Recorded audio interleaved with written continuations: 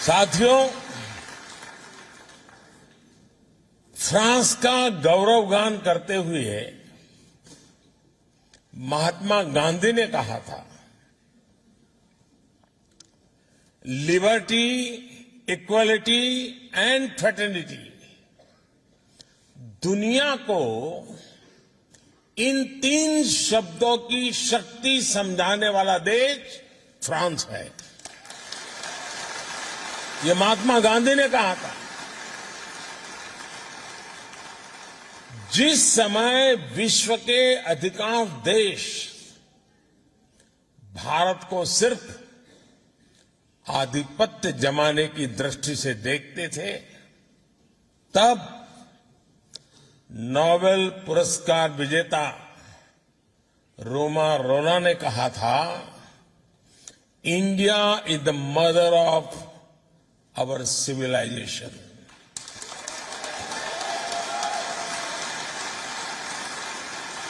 भारत का हजारों वर्ष पुराना इतिहास, भारत का अनुभव विश्व कल्याण के लिए भारत के प्रयासों का दायरा बहुत बड़ा है। भारत मदर ऑफ डेमोक्रेसी है और भारत मॉडल ऑफ डायवर्सिटी भी है।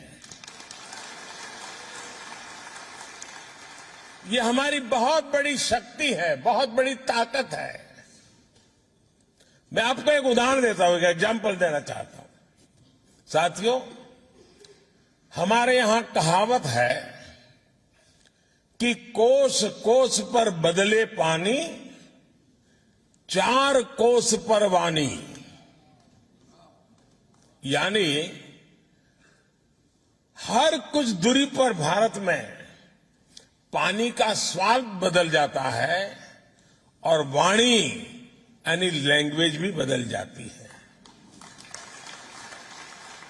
भारत में 100 से ज्यादा भाषाएं हैं, 1000 से ज्यादा बोलियां हैं।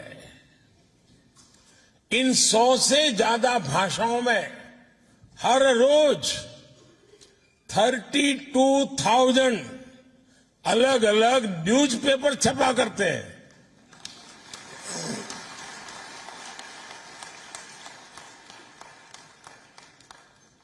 इन 100 से ज्यादा भाषाओं में 900 से ज्यादा न्यूज ब्रॉडकास्ट यानी चैनल्स पर, टीवी पर न्यूज ब्रॉडकास्ट होते हैं।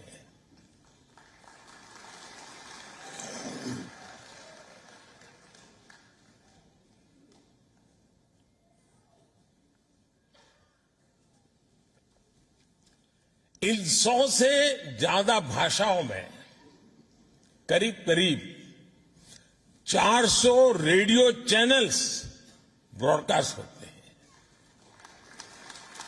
भारत में आज भी लिखने के लिए अनेक लिपियां हैं, स्क्रिप्ट्स हैं। हमारे लिए ये गर्व की बात है कि भारत अपनी इस महान परंपरा को आज भी जीवंत बनाए हुए है। भारत के स्कूलों में, भारत के अलग अलग कोनों में करीब करीब 100 भाषाएं पढ़ाई जाती हैं और बहुत से लोगों को ये पता नहीं होता कि दुनिया की सबसे पुरानी भाषा तमिल भाषा है।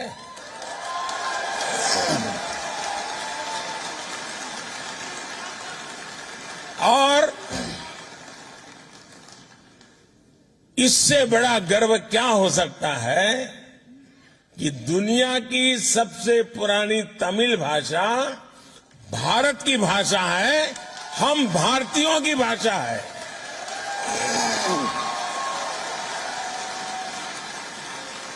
और साथियों, भारतीय भाषाओं की इस डायवर्सिटी का आनंद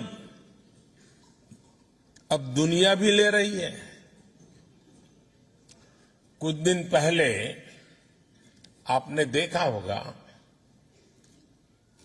टेनिस लीजेंड रॉजर फेडरर को विंबलडन ने थलाइवा कहा था।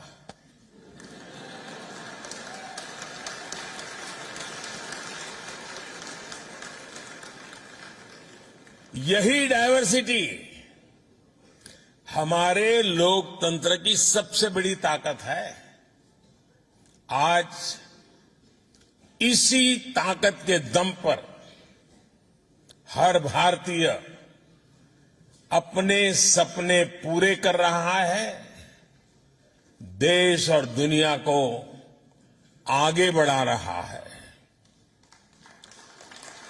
आज कौन ये सुनकर गर्व से नहीं भर जाएगा कि भारत 10 साल में दुनिया की 10वीं से 5वीं बड़ी इकोनॉमी बन गया।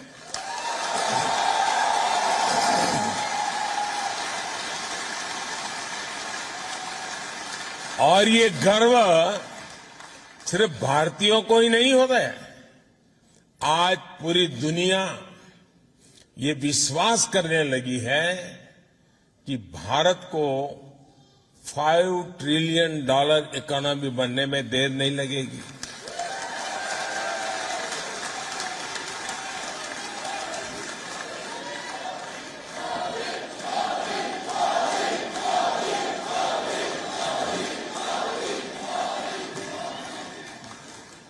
आपने हाल में आई यूएन की एक रिपोर्ट भी जरूर देखी होगी।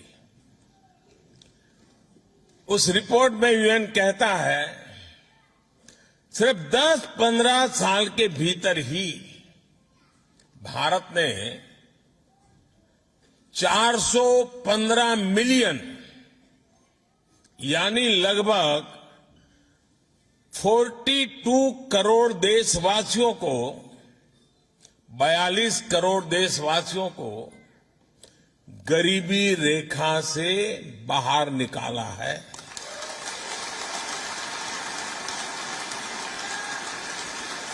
आप कल्पना कर सकते हैं 415 मिलियन 415 मिलियन यानी ये पूरे यूरोप की पॉपुलेशन से भी ज्यादा है।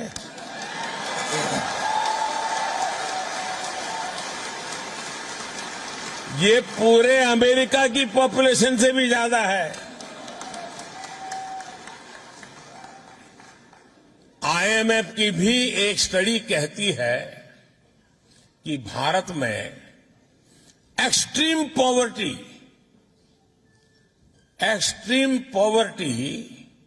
अब खत्म होने के कगार पर है।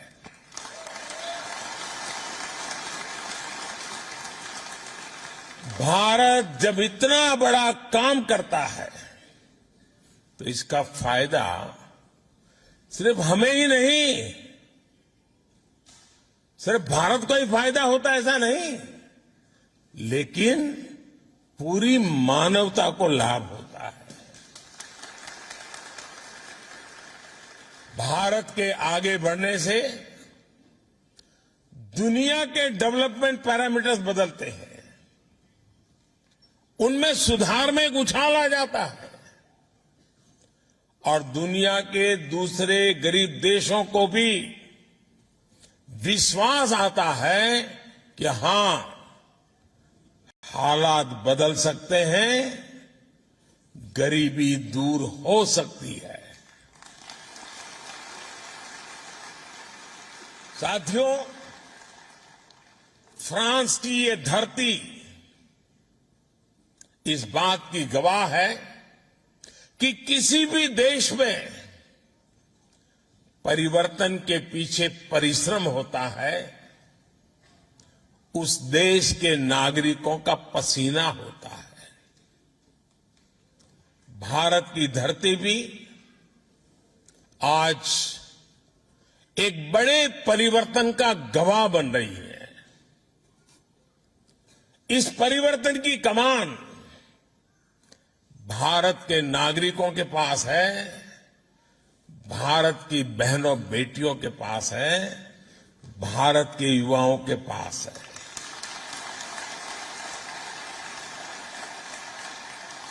आज पूरा विश्व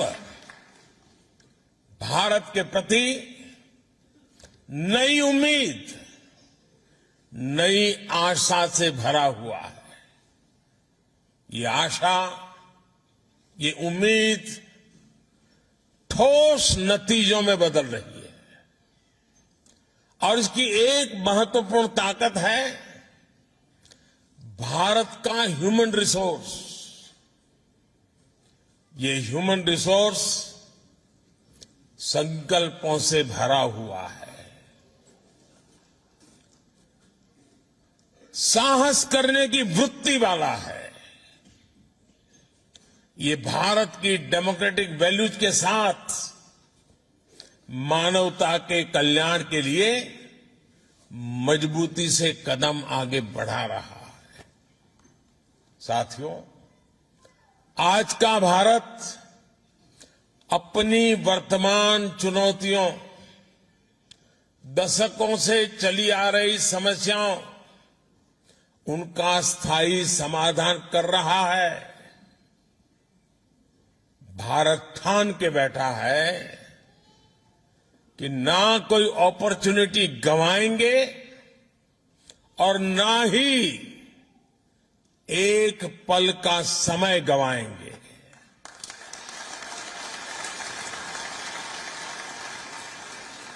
हम पूरी ताकत से देश के भविष्य को उज्जवल बनाने, आने वाली पीढ़ियों के भविष्य को उज्जवल बनाने में जुटे हैं। और मेरे साथियों, मैं आपको कहना चाहता हूं, मेरी तरफ से कहना चाहता हूं, मैं भी संकल्प लेकर के निकला हूं।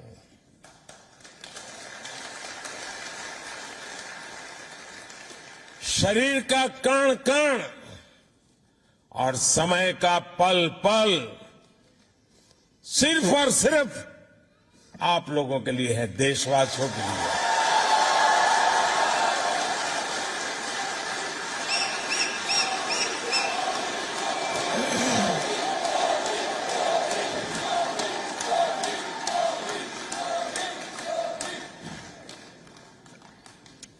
साथियों, आज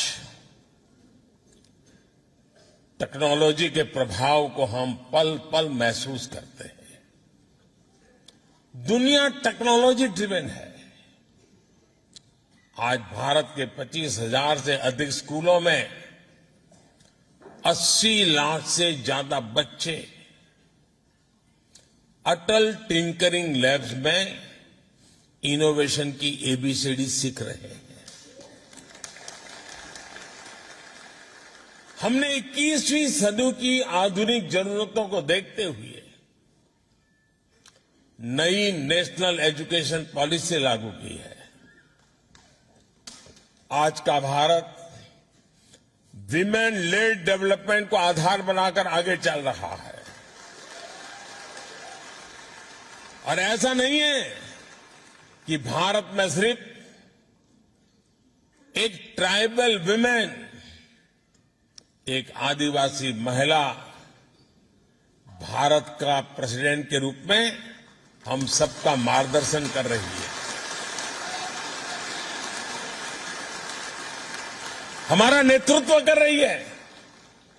आज भारत में लड़कियां भी हर सेक्टर में लीडरशिप की भूमिका में दिख रही है।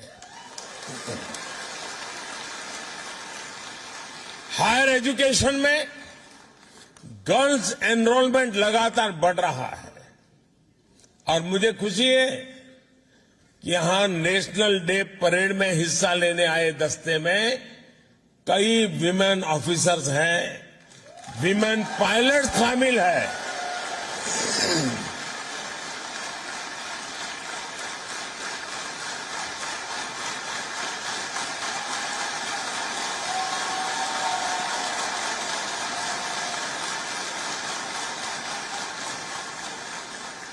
साथियों, 21वीं सदी की दुनिया टेक्नोलॉजी और टैलेंट के दम पर ही आगे बढ़ेगी। भारत और फ्रांस के बीच साझेदारी का ये बहुत बड़ा आधार है। हमारा स्पेस प्रोग्राम इसका प्रमाण है। थुम्बा में जब साउडिंग रॉकेट स्टेशन के निर्माण की बात आई तो फ्रांस ही था जो मदद के लिए आगे आया। उसके बाद से हम दोनों देशों ने स्पेस सेक्टर में बहुत लंबा सफर तय किया है। आज हम एक दूसरे के सैटेलाइट्स लॉन्च कर रहे हैं और आपको खुशी होगी, अभी जब मैं आपसे बात कर रहा हूं तो भारत में Chandrayaan 3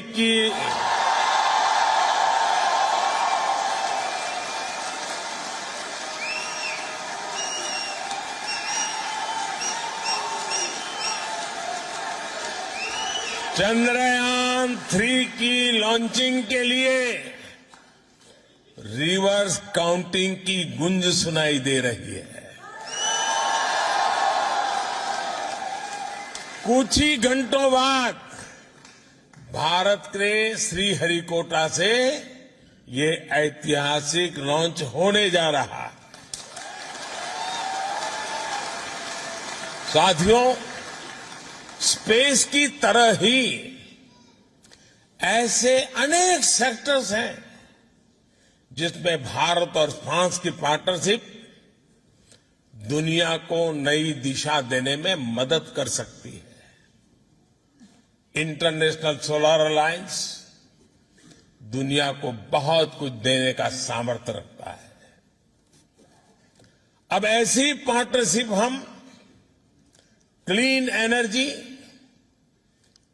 critical and strategic technologies, clean transportation, electronics and communications, circular economy, health and nutrition, ऐसे कई सेक्टर में, हर सेक्टर में सशक्त करने का काम साथ मिलकर कर रहे हैं।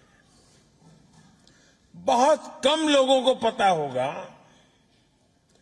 भारत और फ्रांस मिलकर बहुत लंबे समय से आर्कियोलॉजिकल मिशन पर भी काम कर रहे हैं और इसका विस्तार चंडीगढ़ से लेकर लद्दाख तक फैला हुआ है। साथियों, भारत फ्रांस पार्टनरशिप को मजबूत करने वाला एक और सेक्टर है डिजिटल इंफ्रास्ट्रक्चर। ये इंडस्ट्री 4.0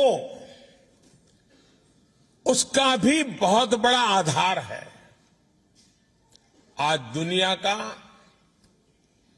और आपको जरूर गर्व होगा ये सुनकर के, आज दुनिया का 46% real time digital transaction Bharat में होता है।